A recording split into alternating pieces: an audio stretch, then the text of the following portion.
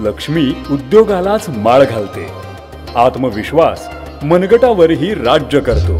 कर्तृत्व झळकतं, इतरांसाठी सजतं.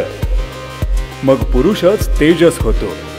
इतिहासाची चिन्हे सोन्यातून उमटतात आणि उतरतो पुरुषांसाठी रुबाब. दागिने पुरुषांच्या कर्तृत्वाची ओळख चमकत्या अस्सल दागिन्यातून स्वतःचीच होते पारख. राजारामपुरीतील महेंद्र ज्वेलर्स सादर करीत आहे पुरू महोत्सव.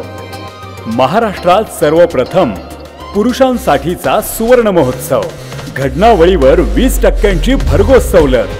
तर आजच भेट द्या राजारामपुरी मेन रोड वरील महेंद्र ज्वेलर्स येथे.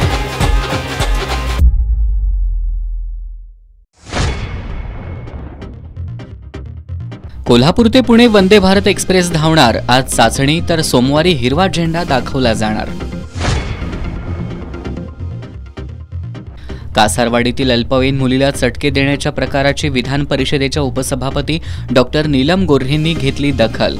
त्यांच्या स्त्री आधार केंद्रामार्फत पीडित मुलीला आधार देण्याचा प्रयत्न, तर मुलीची सावत्राई कायद्याच्या कचाट्यातून सुटू नये यासाठी पोलिसांना दिल्या सूचना.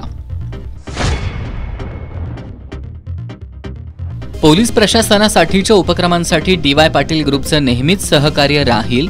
आमदार ऋतुराज पाटील यांची तंदुरुस्त बंदोबस्त उपक्रमांतर्गत पौष्टिक चिक्की वाटप कार्यक्रमात ग्वाही.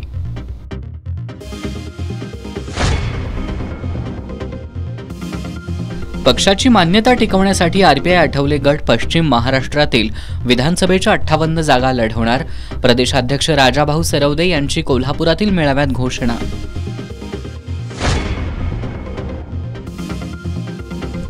आणि कुख्यात गुंड मनीष नागोरीसह एमडीएम ड्रग्जची वाहतूक करणाऱ्या दोघांना अटक. 15.5 लाख रुपयांचा मुद्देमाल जप्त. कोल्हापूर एलसीबीची कारवाई.